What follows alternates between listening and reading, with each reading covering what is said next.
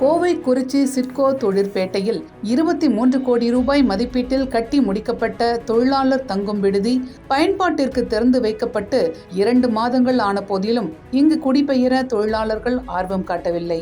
காரணம் என்ன? பார்க்கலாம் இந்த தொகுப்பில். தென்னிந்தியாவின் மான்செஸ்டரான தொழில் நகரம் கோவையில் சிறு குறு தொழிலை நம்பி உள்ளூர் மற்றும் வெளியூர் தொழிலாளர்கள் லட்சக்கணக்கானோர் உள்ளனர்.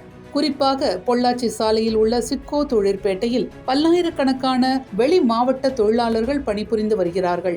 இவர்கள் அனைவரும் தொழிற்பேட்டையை சுற்றியுள்ள இடங்களில் குடும்பத்துடன் வாடகைக்கு வீடு எடுத்தும் பலர் தனி அறை எடுத்தும் தங்கி பணிபுரிந்து வருகிறார்கள். பெரும்பாலானவர்கள் நிறுவனங்கள் சார்பில் ஏற்பாடு செய்யப்பட்ட வாடகை வீடுகளில் தங்கியுள்ளனர். பணிபுரியும் தொழிற்பேட்டையின் அருகிலேயே தொழிலாளர்களுக்கான தங்கும் விடுதி வேண்டும் என்பது இவர்களது நீண்ட நாள் கோரிக்கையாக இருந்தது.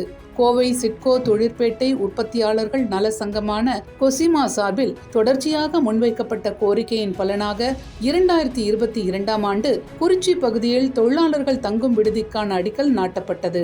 23 கோடி ரூபாய் மதிப்பீட்டில் 1.49 ஏக்கர் பரப்பில் 111 அறைகளை கொண்ட விடுதியாக இந்த தங்குமிடம் கட்டி முடிக்கப்பட்டது.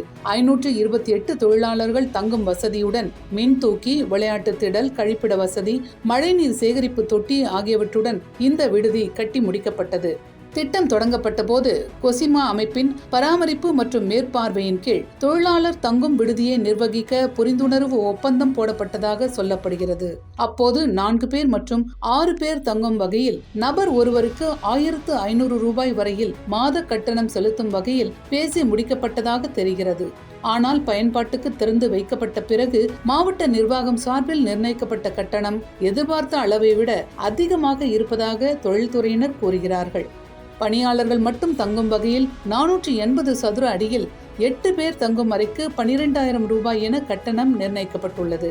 அதேபோல பணியாளர்கள் குடும்பத்துடன் தங்கும் அறைகளை பொறுத்தவரையில் 4 பேர் வரை தங்கும் அறைக்கு 8,000 ரூபாயும் 6 பேர் வரை தங்கும் அறைக்கு 12,000 ரூபாயும் நிர்ணயிக்கப்பட்டுள்ளது.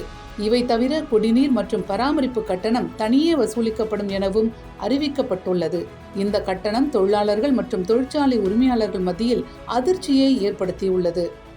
இப்போ பார்த்தீங்கன்னா சிட்கோ ஏரியாவில் தமிழ்நாடு அரசு சிட்கோனுடைய பங்களிப்போடு ஒரு தொழிலாளர் நல விடுதி நாங்கள் ஏற்கனவே கோரிக்கை வைத்திருந்தோம். இங்கே தங்கும் தொழிலாளர் விடுதி எங்களுக்கு விலை சலுகையான விலையில் கிடைத்தால் நன்றாக இருக்கும் என்று தமிழக அரசு பொறுப்பேற்றவுடன் இந்த கோரிக்கையை நாங்கள் பலமுறை தமிழக அரசிடத்திலே தெரிவித்திருந்தோம் எங்கள் அமைப்பின் சார்பாக.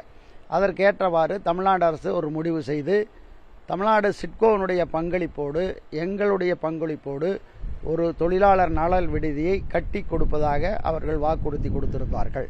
அதன் அடிப்படையிலே கிட்டத்தட்ட ஒரு 500 பேர் தங்கும் அளவிற்கான தொழிலாளர் நல விடுதி சிட்கோ பகுதியில் கட்டி முடிக்கப்பட்டு முதல்வர் அவர்களால் ஆன்லைன் மூலம் அது தொடங்கப்பட்டு விட்டது.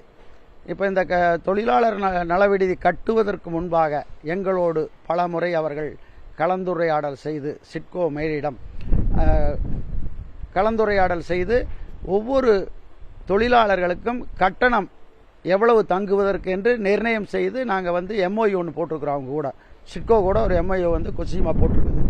அதில் என்னென்னா தொழிலாளர்கள் மட்டுமே தங்குகிற அறைக்கு ஒரு நபருக்கு 1200 ரூபா, மேக்சிமம் 6 பேர் தங்கிக்கலாம் அப்படிங்கிற மாதிரி நிர்ணயம். அடுத்தபடியாக தொழிலாளர்களுடைய குடும்பம் தங்குவதுமாக ஒரு அறை, அதுக்கு சில அறைகள் ஒதுக்கப்பட்டு அதில் எப்படின்னா 4 பேர் தங்கிக் கொள்ளலாம். மேக்சிமம் குடும்பத்தோடு தங்கிக்கலாம். அதுக்குள்ளேயே கழிவறை, சமையலறை எல்லாமே இன்க்ளூட் ஆகிருக்கும் அந்த அறையில் மட்டும்.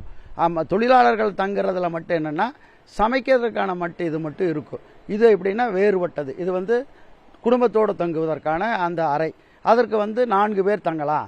அதுக்கு 1500 ரூபா அப்படின்னு சொல்லி போட்டு நிர்ணயம் பண்ணி நாங்கள் MOU சைன் பண்ணி கட்டடம் கட்டி முடிக்கப்பட்டு முதல்வர் அவர்களாக காணொளி மூலமாக அது திறந்து வைக்கப்பட்டு கிட்டத்தட்ட 4 மாதங்களுக்கு மேல் ஆகிவிட்டது. இப்போ என்ன சொல்கிறாங்கன்னா சிட்கோவிலிருந்து அவங்க எங்களுக்கு கடிதம் மூலமாகவும் மெயில் மூலமாகவும் என்ன சொல்லியிருக்காங்க அப்படின்னா, இந்த தொழிலாளர் மட்டும் தங்குற விடுதிக்கு 6 பேர் தங்குறத 8 பேராக பண்ணிக்கோங்க. ஆனால் 1200 ரூபாய் அப்படிங்கிறத 1500 உயர்த்திட்டாங்க.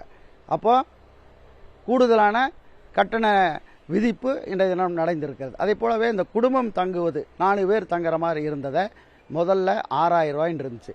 அதைய 4 பேர் தங்குறத 6 பேராக பண்ணிக்கிங்க, 2000 ரூபாயை போட்டுக்குங்க பர் ஹெட்டுக்கு அப்படின்னு சொன்னால் அது 12000 ரூபாய் ஆயிடுச்சு. அப்போ நாங்கள் எங்களுடைய தொழிலாளர் எங்கள் கம்பெனிஸ் இருக்காங்களே என்டர்பிரனர்ஸு, எங்கள் உறுப்பினர்கள், அவர்களிடத்தில் பல கட்டமாக கலந்துரையாடல் செய்தோம். ஆன்லைன் மூலயமா பண்ணோம், நேரடியாக பண்ணோம். அப்போ அவங்க என்ன சொன்னாங்கன்னா, இது கட்டண விகிதம் ரொம்ப அதிகமாக இருக்குது, உயர்வாக இருக்குது, இதையை நாங்களும் ஏற்றுக்க முடியாது, தொழிலாளர்களை ஏற்றுக்க முடியாது. ஏன்னா மைக்ரண்ட் லேபர்ஸ் கிட்டத்தட்ட சிட்கோ பகுதியில் 5000லிருந்து 10,000 பேர் தங்கியிருக்காங்க. ஒவ்வொரு பகுதியாக இப்போ யூபியிலேருந்து கொஞ்சம் பேர், பீகார்லேருந்து, ஒரிசாலேருந்து இப்படி பல கட்டமாக தங்கியிருக்காங்க. அப்போ அவங்களையெல்லாம் நம்ம ஒருங்கிணைத்து செய்யும் பொழுது இந்த கட்டண ஏற்பு முழுமையாக தொழிலதிபர்கள் ஏற்றுக்கொள்ள முடியாது. இதில் பாதியினால் நம்ம தொழிலாளர்கிட்ட வாங்கணும். அப்போ அதுக்கு அவர்கள் சம்மதம் தெரிவிப்பதில்லை. அப்படி இருக்கும் பொழுது இந்த மிகப்பெரிய உயர்வை, கட்டண உயர்வை எங்களால் ஏற்றுக்கொள்ள முடியாது என்று சொல்லிவிட்டார்கள். அதை நாங்கள் சிட்கோ மேலிடத்தில் சொல்லிட்டோம். அப்போ எம்ஓயு என்ன போட்டிருக்கிறோம்னா, இந்த கொஸ்ஸிமா தான் இதை ரன் பண்ண போகுது அப்படிங்கிறத நம்ம எம்ஓயு போட்டிருக்கிறோம். இப்போ இந்த கட்டணம் இல்லாமல் மேற்படி அந்த தொழிலாளர் நல விடுதியை பாதுகாப்பு சம்பந்தமான அம்சங்களை மேற்கொள்வது கொஸ்ஸிமா மேற்கொள்ளணும். அடுத்தது வாட்டர் சார்ஜ், மின்சார கட்டணம், பாதுகாப்பு கருதி நம்ம செக்யூரிட்டிஸ் எல்லாம் போட்டோம்னா இதற்கான செலவு எல்லாம் இந்த மின்சார கட்டணம் எல்லாம் இந்த ஒவ்வொரு அறைக்கு 12,000 ரூபாய்னு போட்டிருக்கிறத விட எக்ஸ்ட்ரா, அதெல்லாம் எக்ஸ்ட்ரா. அப்போ அதுவும் அந்த தொழிலாளர்கள், தொழில் முனைவோர் தான் கட்ட வேண்டிய சூழ்நிலை இருக்குது. அப்போது இதெல்லாம் அதிகமாக இருக்கிறதுனால எங்களால் முடியாது என்று அவர்கள் மறுப்பு தெரிவித்து விட்டார்கள். இதை நாங்கள் சிட்கோ கிட்ட சொல்லிட்டோம். தொழிலாளர் தங்கும் விடுதியை கட்டுவதற்கு SIDBI வங்கி 15 கோடிக்கும் மேல் கொடுத்துள்ள நிலையில் அதிக அளவில் தொழிலாளர்கள் விடுதிகளை பயன்படுத்தி கட்டணம் செலுத்தும் போது மட்டுமே பணத்தை திருப்பி செலுத்தும் சூழல் உள்ளதாக கூறுகின்றனர் தொழில்துறையினர். அதற்கு தங்கும் விடுதிக்கான கட்டணம் குறைந்த அளவில் இருக்கும்பொழுது மட்டுமே தொழிலாளர்கள் ஆர்வம் காட்டுவார்கள் என்கிறார்கள் தொழில் அமைப்பினர்.